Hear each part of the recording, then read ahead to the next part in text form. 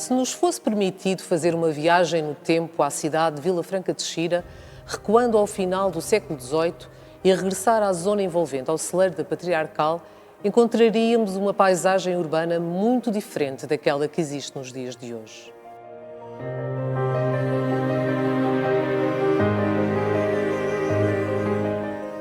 Caminhando a partir da atual Praça Afonso de Albuquerque, o largo do município, perceberíamos uma outra casa de câmara, provavelmente a primitiva construção, com uma torre com sino que veio mais tarde a ser substituída pelo edifício atual.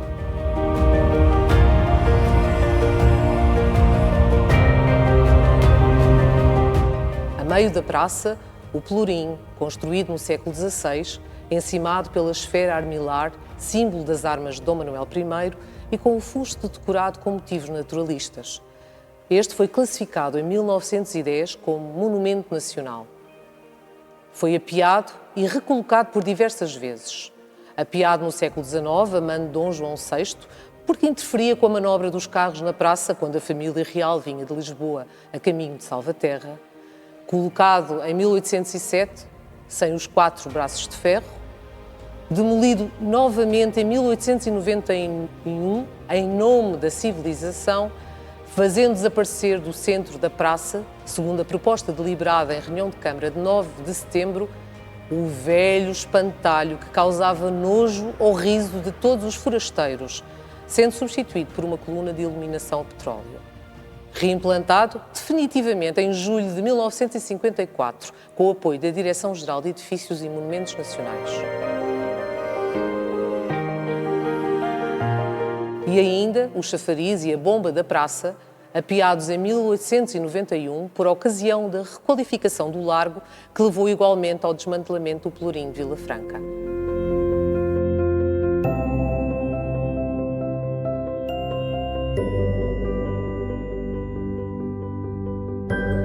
No lugar do atual edifício dos Correios, observaríamos uma habitação de 2 pisos, com varandiza em ferro forjado no andar nobre, cunhais e janelas de guilhotina.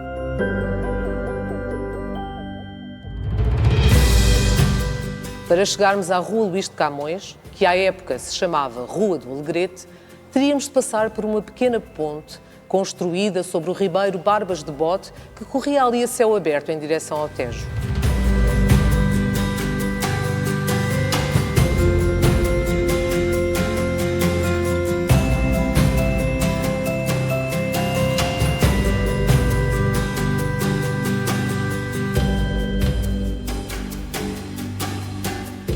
Sensivelmente no lugar onde hoje está implantado o Monumento ao Campino, existia um conjunto de casas, designado por ferro de engomar devido ao seu formato, no qual foi adoçado o chafariz do Alegrete, que ainda hoje existe, mas noutra parte da cidade. O chafariz de frontaria com 2 bicas e tanque fronteiro destinado a matar a sede aos animais foi construído em 1797, dentro do processo de reconstrução da vila, após o terremoto de 1755.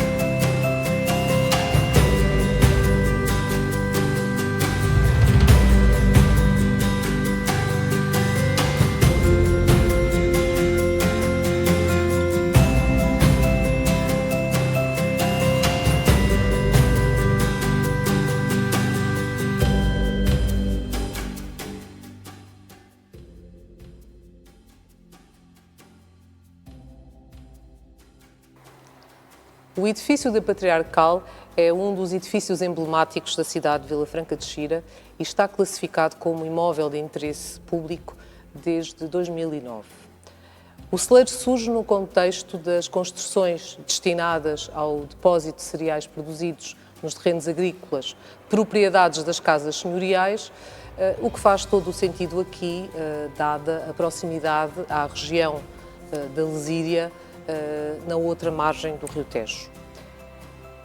A sua construção vai decorrer entre 13 de novembro de 1747 e 28 de agosto de 1751 e deve-se à obra mecenática da Santa Igreja Patriarcal de Lisboa, em concreto à figura do seu primeiro patriarca, Dom Tomás de Almeida. A documentação da época sobre a reverenda fábrica da Santa Igreja Patriarcal de Lisboa revela-nos que a despesa total para a respectiva obra foi avaliada em mais de 31 milhões de reis.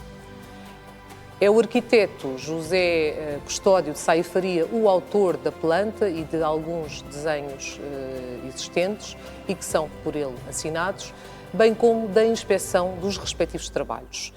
Trata-se de um homem com um percurso profissional intimamente ligado às obras de cariz militar, embora ele também desempenhe funções em construções de arquitetura civil. Sá e Faria é algumas vezes mencionado como arquiteto, mas sobretudo como engenheiro. Ele é, aliás, capitão de engenheiros, cargo para que foi nomeado por Dom João V a 21 de junho de 1749. Sabemos que em julho de 1750, ou seja, no ano seguinte, Sá e Faria desloca-se aqui ao celeiro na companhia de Mateus Vicente de Oliveira, este último na qualidade de arquiteto das reais obras, e que sabemos que foi o principal responsável pela arquitetura e pelo acompanhamento de edifícios monumentais que então se construíram em Portugal, neste século XVIII, e que, a título de exemplo, foi o autor do Palácio Nacional de Queluz. A documentação dá-nos ainda a conhecer uma série de artesãos que aqui trabalharam. Por exemplo, o canteiro responsável pela execução dos pórticos da fachada principal e dos pórticos de acesso ao pátio da fachada posterior e ainda do laço que encima o medalhão que temos na fachada principal foi Gregório Ferreira da Maia. Outros trabalhadores podem ainda ser identificados na documentação existente. João de Sousa, que foi designado como mestre de obras do celeiro, Anastácio da Silva, que foi encarregado de todo o restante trabalho de cantaria exterior, bem como do lajedo, do pavimento interior, que aqui podemos observar. O mestre canteiro João da Silva ficaria responsável pelos trabalhos dos óculos das fachadas laterais e ainda das pedras de arranque das abóbadas aqui no interior. A tipologia deste celeiro, ao nível do seu interior, está muito diretamente relacionado com as obras as construções militares portuguesas, que vemos surgir logo ao longo do século XVI.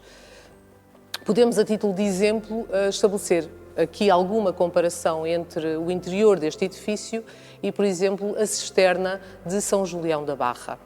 Esta aproximação às construções de cariz militar é perfeitamente compreensível, tendo em linha de conta a formação de Sá e Faria, que se formou não só como arquiteto, mas também como engenheiro militar.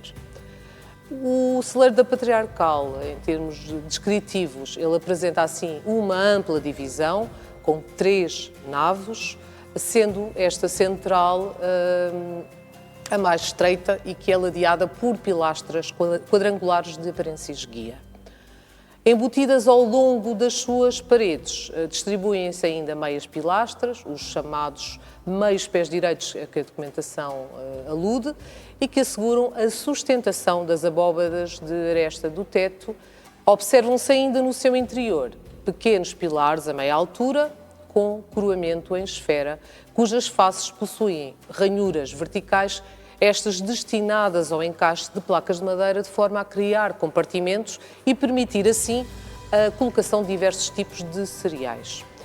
No seu exterior, Destaca-se a fachada principal, que é encimada por um frontão triangular de dimensões algo desproporcionadas, tendo em consideração a altura do edifício. O edifício não é muito alto, e por todas estas características podemos afirmar que estamos perante uma construção de caráter vernacular numa solução que é marcadamente nacional do designado estilo chão. Uma obra simples, pesada, plena de austeridade pelo cunho da tal arquitetura militar e claramente ligada ao seu aspecto funcional, não é? Isto em clara oposição ao barroco, que ainda permanecia impregnado aqui no nosso ambiente nacional. Temos conhecimento de que este local desempenhou, durante a terceira invasão francesa, em 1810, um importante papel na estrutura da rede logística do exército anglo-luso contra as tropas napoleónicas. Nestes tempos, daqui saíam mantimentos destinados a alimentar as tropas aliadas que defendiam Portugal. André Massena, que era o general que comandava então o exército francês, foi a dada altura informado deste depósito de víveres e decidiu enviar um forte destacamento. E foram então encontrados hectolitros de cevada, quintais de trigo, que foram, entretanto, retirados pelos franceses.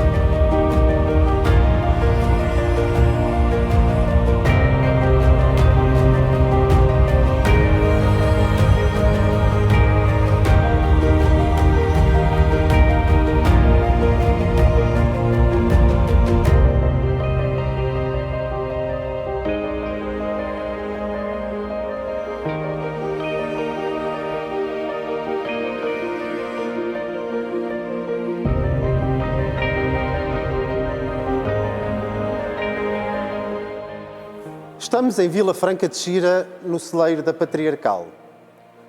Uma construção emblemática que se destaca na malha da urbe não tanto pela sua implantação, camuflada pelas edificações que lhe são adjacentes, mas pela imponência da fachada a que não se é indiferente quando se percorre o eixo viário principal da nossa cidade. Não obstante ainda hoje manter na zona que encima ao pórtico da fachada vestígios heráldicos da então designada Santa Igreja Patriarcal Lisbonense, porque é que o edifício mantém o nome de celeiro da Patriarcal quando em 1836 fez parte do lote de propriedades adquiridas pela Companhia das Lesírias do Tejo e do Sado? Celeiro, pela sua função original de arrecadar os cereais produzidos na Lesíria do Tejo, nos juncais de Alcamé e de Além, doados em 1744, perpétua e irrevogavelmente por Dom João V, à fábrica da Igreja Patriarcal de Lisboa. Patriarcal porque a sua edificação, ultimada em 1751, foi diligenciada pelo Patriarca de Lisboa no âmbito da administração dos bens da fábrica da Igreja Metropolitana e Patriarcal, importante instituição promovida e provida pelo monarca. Mas o que era, afinal, a Santa Igreja Patriarcal Lisbonense? Dom João V tenta elevar a sua capela real a uma dignidade tal que o núncio, em 1753, não resiste a apelidar o patriarca Cimia del Papa, ou seja, o macaco do Papa. Na mente do rei, ter uma espécie de Papa como capelão e sob a sua dependência era o máximo prestígio diante da Europa. Através das famosas embaixadas em Roma, subejamente conhecidas da historiografia, consegue que a Capela Real no Paço da Ribeira seja elevada à paróquia em 1709, tendo um bispo por capelão. No ano seguinte, a paróquia é elevada à colegiada. E depois do auxílio prestado ao Papa Clemente XI na contenção da invasão turca, consegue em 1716 que a sua Capela Real seja elevada à Santa Igreja Metropolitana e Patriarcal, dividindo a cidade de Lisboa em duas, Lisboa Oriental e Lisboa Ocidental. Dom João V concede ao Patriarca honras que em Portugal eram concedidas aos cardeais e obteve da Santa Sé uma série de benefícios administrativos e litúrgicos, dos quais ainda hoje se mantêm alguns. O uso da mitra tiara, cujos vestígios heráldicos encontramos na fachada deste celeiro, advém ainda destas prerrogativas litúrgicas. Dom João V deu assim à sua antiga capela um esplendor à altura do que ele entendia ser o seu próprio poder no país e além dele. Na verdade, a Santa Igreja Patriarcal veio dar lugar, em 1740, àquilo que hoje é o Patriarcado de Lisboa. Pese embora que a circunscrição geográfica não seja a mesma, fruto de opções eclesiásticas, no que a administração do território concerne. Neste contexto, Dom Tomás de Almeida e a Santa Igreja Patriarcal foram então os promotores da construção deste celeiro, com o carácter funcional de arrecadar aquilo que seria a produção derivada da exploração do território doado na Lesíria em 1744. Um aspecto importante e que identifica esta obra no âmbito do programa de investimentos da Santa Igreja Patriarcal é a presença do seu emblema, embora incompleto, na fachada do celeiro. De acordo com a interpretação do professor Dr. Miguel Metelo de Seixas, e que citamos, o medalhão que encima a fachada do celeiro apresenta a palma e o ramo de carvalho, passados em aspa, e que fazem parte dos elementos identificativos da Santa Igreja Patriarcal de Lisboa. A meia esfera que encima estes ramos não é a mitra tiara que deveria figurar nesta localização. No entanto, se atentarmos bem nos ramos, vemos que ambos apresentam o vestígio das duas tiras que devem em tempos ter pendido da mitra tiara, enroscados nos ramos e nos quais se veem perfeitamente as franjas que usualmente rematam estas tiras. Da presença destas tiras franjadas, deduz-se que o espaço agora livre entre os ramos foi em tempos ocupado efetivamente pela mitra tiara, de que a meia esfera subsistente deveria ser uma espécie de base de apoio.